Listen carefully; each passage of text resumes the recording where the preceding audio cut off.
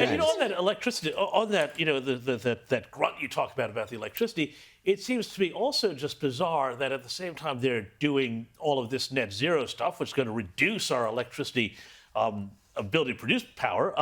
They're forcing us all, or trying to force people into EVs, many of which, again, come from China. And I was just reading earlier, there's a whole new range of Chinese EVs that are come flooding the market here because of the way they wrote the laws so that you couldn't have hybrids get the tax benefit, but only the EVs. This seems like we are trying to make everything more electric while we're making our electricity less reliable. It seems suicidal to me. Well, I did notice outside the studio your black two-door V8 Mustang. Yes. So obviously you have I'm a devotee of these. You have an interest. Yes. EVs are really not for a country like Australia, unless you do a couple of kilometres in the city, and that's it. So EVs are very expensive. They depreciate very quickly. We don't have a reliable power supply for them. If you dent underneath them, you basically have to throw the whole vehicle out.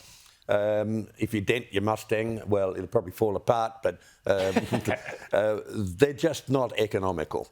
And most countries are trying to avoid having EVs, yet we're bringing in legislation to make it more expensive to have an internal combustion engine. And all the car yet they are more moving efficient. away from it now. And they're cheaper.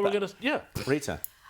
Oh dear, well, you mentioned the $275 gift that we never got, the reduction in our energy bills.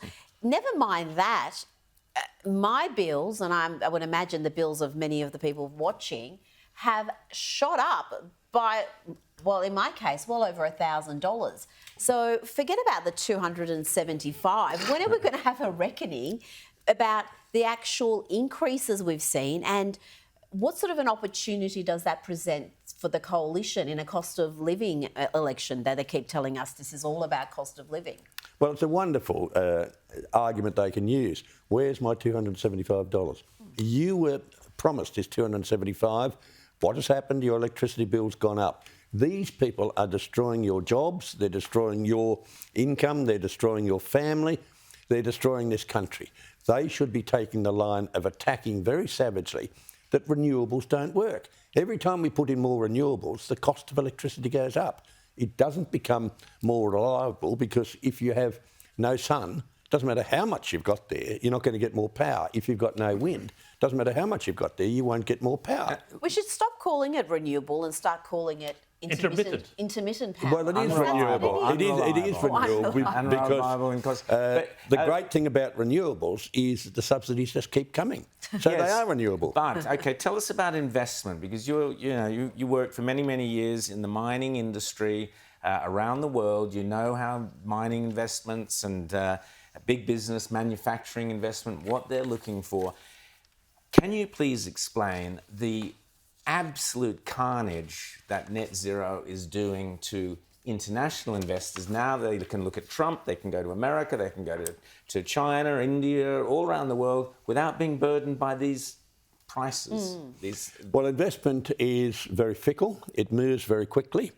We had a couple of years ago, the Japanese ambassador commented that this is becoming a very expensive country, an uncertain country to invest in. And the Japanese have been very big investors in this country, and he was right. Japanese money has gone elsewhere. We do not invest in our own country, despite the fact we've got trillions in super.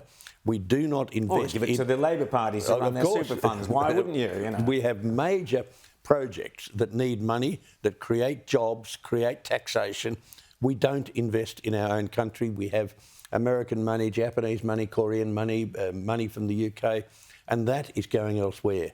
And in my field, if I have a geological idea and then do all the drilling and put everything into practice and go through all the economic evaluations, from that idea until we start to earn money, it's 25 years. So you cannot change the investment rules overnight, which is what Labor is doing, because it'll be our children and grandchildren who suffer from that. And they don't care. They're only interested in the 3-year term. And this is why you cannot vote for someone that is not a leader and doesn't have vision. And this is where our Liberal Party really have to lead and have a vision for the nation, not for getting re-elected. Step up, Libs. Ian Plimer, Professor Plimer, always great to chat to you here in the classroom, here in Professor Plimer's classroom on Outsiders. Fantastic. Thank you so much. We'll see you soon.